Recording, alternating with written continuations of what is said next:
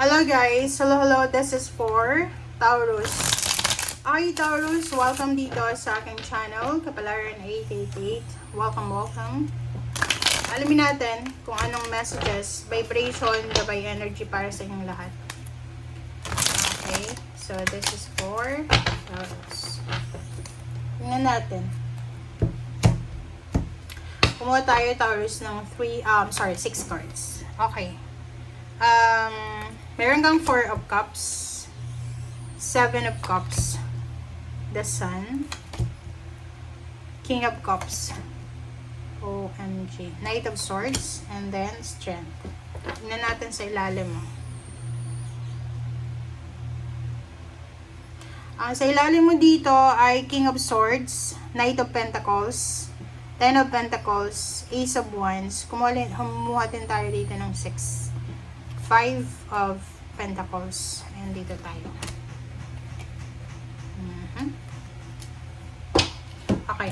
Taurus, please comment down below if you resonate. Ang nakikita ko sa'yo dito na there's a direction, future. And dito ngayon ha, this is kasi King of Swords, this is for the future eh.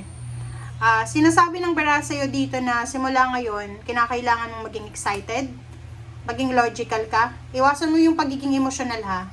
Okay, kung ano man yung gusto mong gawin ngayon, mapa-relationship man yan. As a Taurus naman, hindi naman emotional yung Taurus. Talagang utak, logic yung ginagamit nyo. So, dito sa barahang to, sinasabi na iwasan mong maging emotional, maging logical ka sa lahat ng mga actions mo. Pera, sinasabi ng barahan na pwedeng may mag-offer sa'yo ng pera, may mag-offer sa'yo ng trabaho, na pwedeng malaki yung sweldo. Sinasabi ng barahan sa'yo dito na maging excited ka, na makaalis ka sa kung ano man na financial problems na pinagdadaanan mo sa ngayon. There's a relocation, there's a parang sinasabi ng barahan na kailangan mong alisin yung sarili mo sa mga toxic na relationship, or kung ano pa man na nakaka-drain na energy. Nakikita ko sa'yo dito na siguro may mga tao na gustong humingi ng tulong sa'yo and possible na hindi mo sila matulungan, so medyo sasama yung pakiramdam nila, sasama yung loob nila sa'yo, which is hindi mo naman obligasyon na pagandahin yung loob nila. Okay? So sinasabi ng bara, kung hindi mo kayang tumulong, just say no. And kung masama na yung loob nila, hindi mo na yun problema, kasi emotion na nila yun eh. Wala tayong magagawa sa emotion ng ibang tao. Maging masaya sila sa'yo, maging masama yung loob nila sa'yo, wala kang magagawa doon. Sa emotion nila yon. Hindi mo na hawak yung emotion ng mga tao. Okay? And wag kang emotional, wag kang padadala sa mga manipulation or anything na emotion manipulation na yan. Kasi Taurus ka eh, diba? Logic dapat yung pinapairal mo. Okay. 4 of Cups, 7 of Cups. So, dito sa barahang to, kung i-add mo siya, 7, 8, 9, 10, 11. So, manifestation, 11 of Cups. Diba? Parang sinasabi ng baraha na may minamanifest ka talaga na like, emotional. Like, ngayon, nakikita ko sa'yo dito na dati siguro, feeling mo or pakiramdam mo, wala kang choice. Yung gagawin mo lang kung ano yung naandyan kasi wala kang choice. But now, siguro na-realize mo ngayon na no, I have choice. Hindi ko kailangan na mag-settle sa less. Hindi ko kailangan mag-settle sa isang relationship na ganito lang, parang ganun. So, nakikita ko sa'yo dito na sobrang talino mo. Ang galing na ito kasi yung baraha mo guys, pwedeng 7 years ago, ganun ka. Pwedeng 7 years ago, naging parang ka, tau-tauhan. Yung sumusunod ka lang sa galaw. Sumusunod ka lang sa galaw ng parents mo, ng relationship mo, ng company na pinagtatrabahoan mo, or whatever man. But now, nakikita ko sa'yo na naramdaman mo na yan eh. Parang bigla kang nagising, diba? Bigla kang nagising na parang sinasabi dyan na, ay, may choice pala ako. May sarili pala akong choice. Ba't ako sumusunod? Parang ganon. So, sa barahan to, nakikita ko sa'yo dito na parating na yung moment na magiging masaya ka. There's a good news na pwedeng magdala sa'yo ng happiness. There's a good news na pwedeng magdala sa'yo ng kalma, ng calm sa buhay mo. magdadala sa'yo ng emotional, financial strength, strategy, and nakikita mo ba to na strength dito? Kung may mga health issues kayo, sinasabi ng barahan na there's a parang immediate, sudden solution sa kung ano man na health issues nyo. Relationship, ganun din.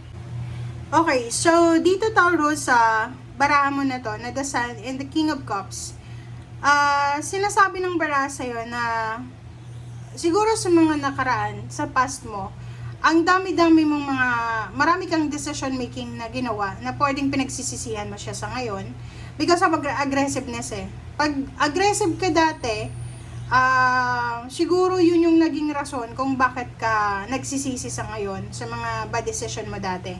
So, nakikita ko ngayon sa kasalukuyan na sobra-sobra kang napaka-logical mo, ang talino mo, sobrang talino mo ngayon, napakalakas mo rin. And nakikita ko sir dito na ngayon, you learn your lessons. So, hindi ka na tulad ng dati na parang Knight of Swords na aggressive ka sa approach mo. Ngayon, pag-iisipan mo talaga kung ano yung mga actions na gagawin mo.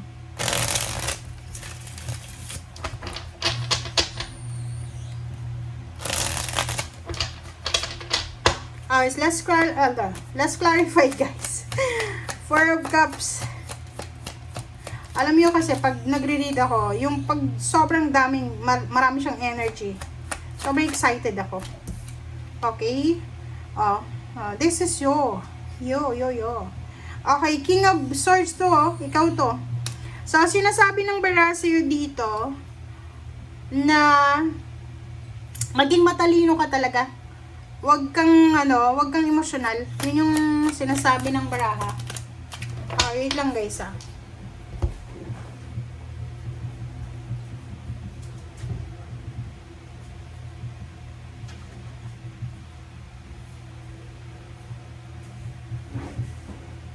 Ang ingay kasi ng neighbor ko.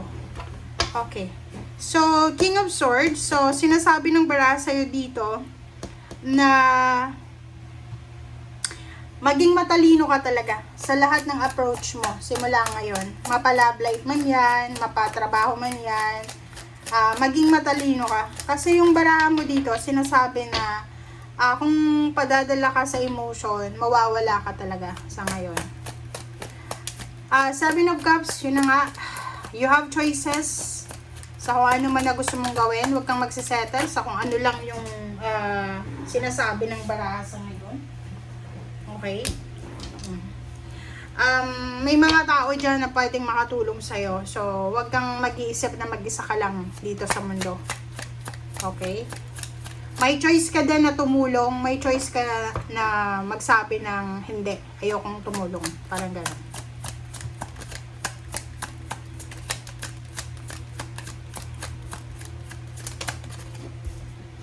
Okay, wow. So, dito sinasabi ng baraha na kung may mga emotional problems ka, financial problems, mahahanap mo daw yung liwanag.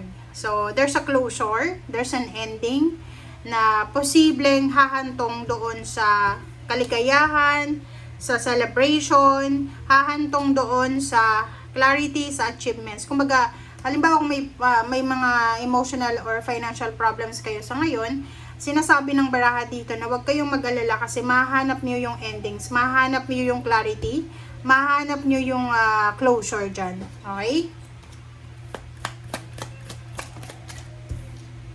Okay, King of Cups and then Six of Swords. So, dito sinasabi ng baraha sa'yo na isang relocation, movement, travel. So, ang posibleng gagawin mo. So, nakikita ko sa'yo na kung ikaw ay nasa ibang lugar, ikaw ay posibleng uuwi sa yung lugar, sa lugar kung saan ka sinilang. So, pwedeng may mga misunderstanding with your family. Nakikita ko sa'yo dito na posibleng maayos yung misunderstanding na yan with your family. So, there's a reconciliation. Pwedeng hihingi ka ng tawad or babalik ka sa lugar kung saan ka galing. Ang magiging sobrang peaceful na. Ayun. Okay.